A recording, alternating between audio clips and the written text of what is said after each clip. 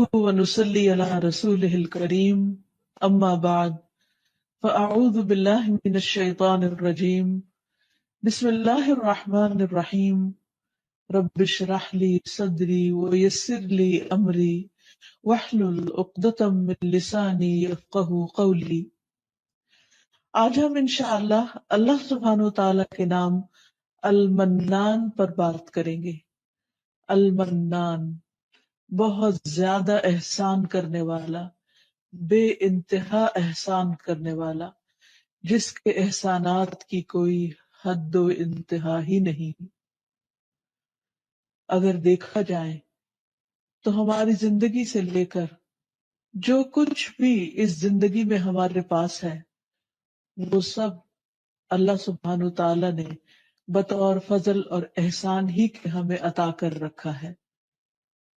اس میں سے کوئی بھی چیز ایسی نہیں کہ جو ہم نے اپنی کسی محنت اور مشقت سے حاصل کی ہو، اور اگر ہم نے کسی کام میں کوئی محنت بھی کی تو اس محنت کی توفیق دینے والا، ہمیں وہ طاقت دینے والا، وہ عقل اور سمجھ دینے والا بھی دراصل اللہ سبحانہ تعالیٰ ہی ہے۔ تو آئیے دیکھتے ہیں کہ اللہ سبحانہ تعالیٰ کے اس نام سے متعلق ہمیں قرآن و سنت میں کیا رہنمائی ملتی ہے۔ سب سے پہلی بات تو یہ کہ اللہ تعالیٰ کا یہ نام اسم اعظم بھی شمار کیا جاتا ہے، یعنی ایسا نام کہ جس کے ساتھ اگر دعا کی جائے تو دعا قبول ہوتی ہے۔ اللہ سبحانہ و تعالیٰ کا یہ نام قرآن مجید میں تو نہیں آتا، لیکن حدیث سے ہمیں پتہ چلتا ہے، جس کو حضرت انس نے روایت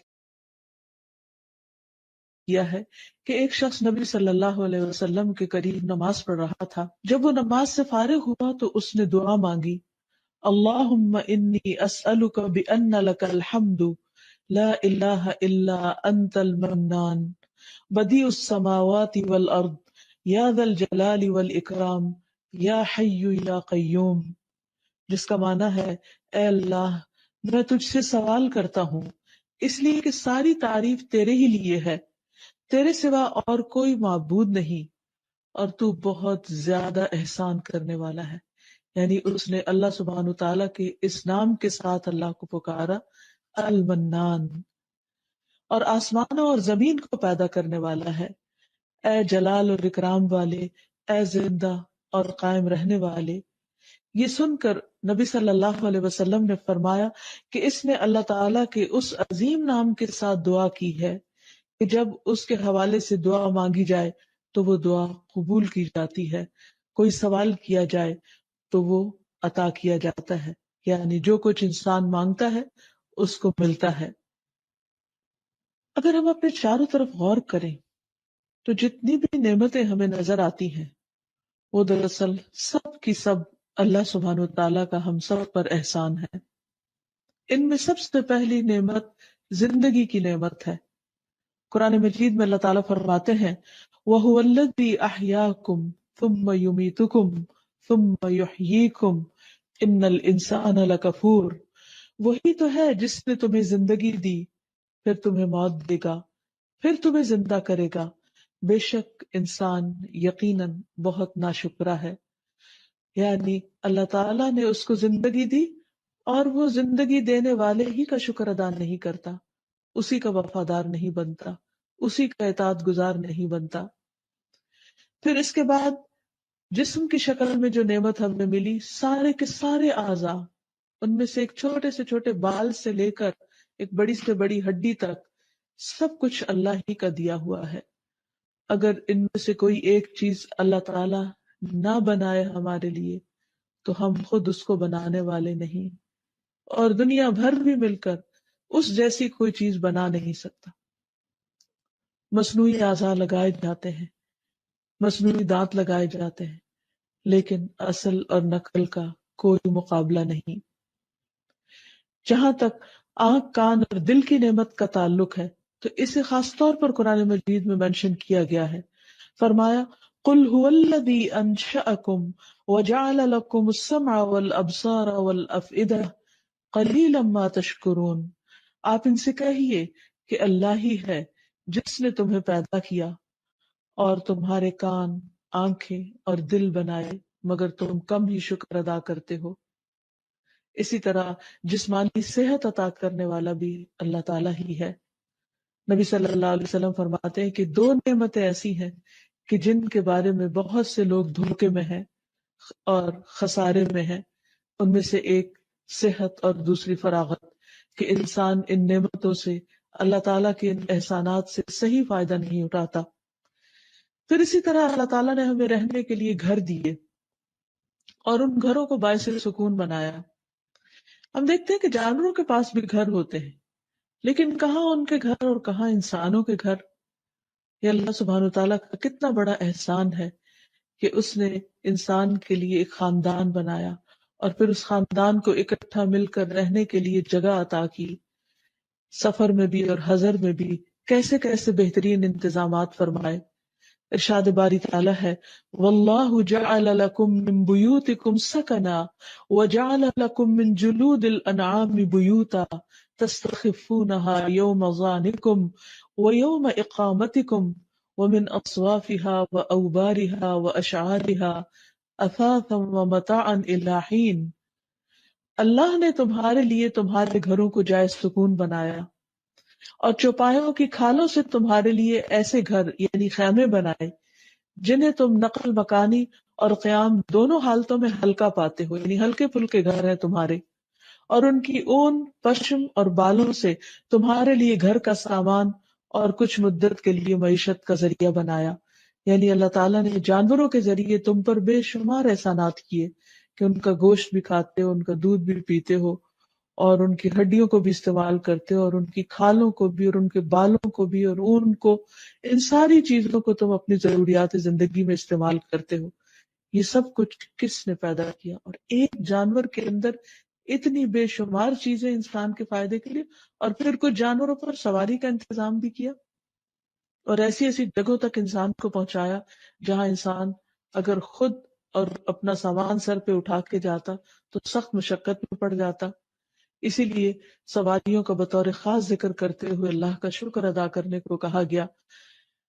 وَالَّذِي خَلَقَ الْأَزْوَاجَ كُلَّهَا وَجَعَلَ لَكُم مِّنَ الْفُلْكِ وَالْأَنْعَامِ مَا تَرْكَبُونَ لِتَسْتَوُوا عَلَى ظُهُورِهِ ثُمَّ تَذْكُرُوا نِعْمَةَ رَبِّكُمْ إِذَا اسْتَوَيْتُمْ عَلَيْهِ وَتَقُولُوا سُبْحَانَ الَّذِي سَخَّرَ لَنَا هَذَا وَمَا كُنَّا لَهُ مُقْرِنِينَ وَإِنَّا إِلَىٰ رَبِّنَا لَمُنقَلِبُونَ۔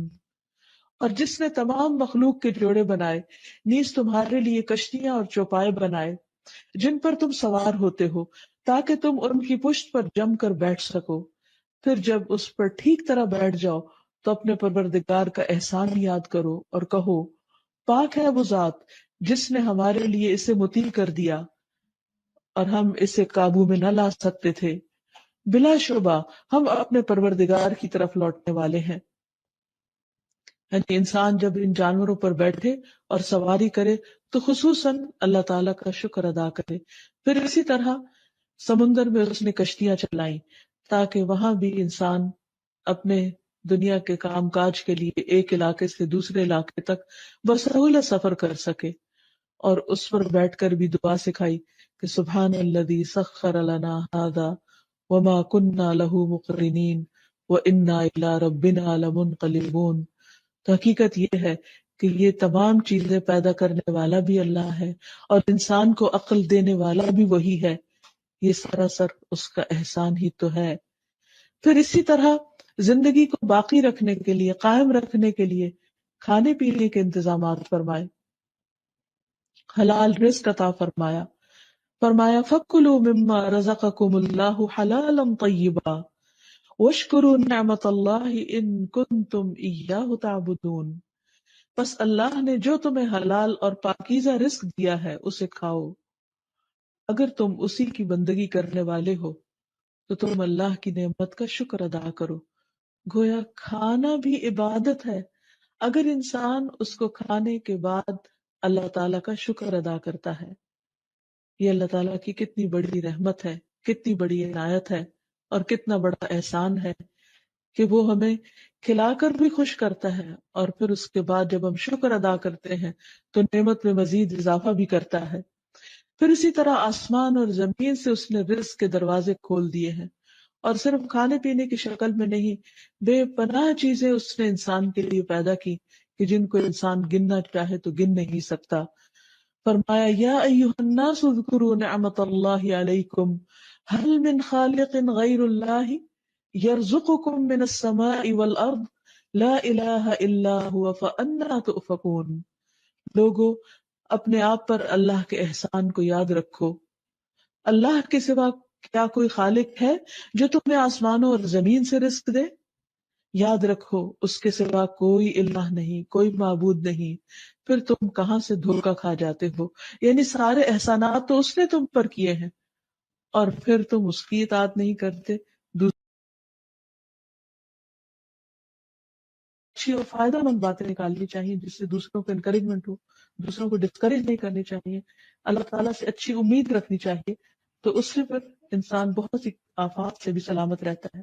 پھر اسی طرح شادی بیاہ کے معاملے میں بھی انسان کو پاکیزہ ازواج کا انتخاب کرنا چاہیے اور پاکیزہ زندگی بسر کرنی چاہیے، حرام تعلقات سے پرہیز کرنا چاہیے، اور آخر میں یہ کہ اللہ سبحانہ وتعالیٰ کے اس نام کے وسیلے سے اللہ تعالیٰ سے دعا بھی کرنی چاہیے اور اللہ تعالیٰ سے پاکیزہ چیزوں کا سوال کرنا چاہیے۔ انبیاء اور صالحین جب اولاد کے لیے دعا کرتے تو پاکیزہ اولاد کی کرتے، جیسے زکریا علیہ السلام نے کہا رب ہب لی من لدنک ذریۃ طیبہ، اے میرے رب مجھے اپنے پاس سے پاکیزہ اولاد عطا فرما، یعنی جس کا اخلاق اور کردار اور سب کچھ پاکیزہ اور عمدہ ہو۔ پھر اسی طرح یہ ہے کہ کھانا کھانے کے بعد اللہ تعالیٰ کا شکر ادا کرنا چاہیے اور اللہ تعالیٰ کی تعریف کرنی چاہیے۔ آپ یہ دعا پڑھا کرتے تھے الحمد للہ کثیرا طیبا مبارکا فیہ غیر مکفی ولا مودع ولا مستغنى عنہ ربنا، تمام تعریفیں اللہ کے لیے، بہت زیادہ پاکیزہ، برکت والی، ہم کافی نہیں سمجھتے نہ اس کو ترک کرتے ہیں، اور اے ہمارے رب نہ ہم اس سے بے پرواہ ہو سکتے ہیں، یعنی پاکیزہ تعریف تیرے لیے، اور جتنی بھی کریں اتنی ہی کم ہے۔ پھر اسی طرح ہمیں صبح کے وقت خاص طور پر دن کے آغاز میں اپنے لیے پاکیزہ رزق کی دعا کرنی چاہیے، نبی صلی اللہ علیہ وسلم کی سنت کی پیروی کرتے ہوئے۔ حدیث میں آتا ہے کہ نبی صلی اللہ علیہ وسلم فجر کی نماز کے بعد جب سلام پھیرتے تو یہ دعا مانگا کرتے تھے اللہم انی اسألک علما نافعا، اے اللہ میں تجھ سے نفع مند علم کا سوال کرتا ہوں، ورزقا طیبا، اور پاکیزہ رزق کا، وعملا متقبلا، اور قبولیت والے عمل کا۔ تو اللہ سبحانہ وتعالی ہمیں دنیا اور آخرت میں پاکیزہ زندگی بسر کروائے۔ وآخر دعوانا ان الحمد للہ رب العالمین۔ سبحانک اللہم وبحمدک، اشہد ان لا الہ الا انت، استغفرک واتوب الیک۔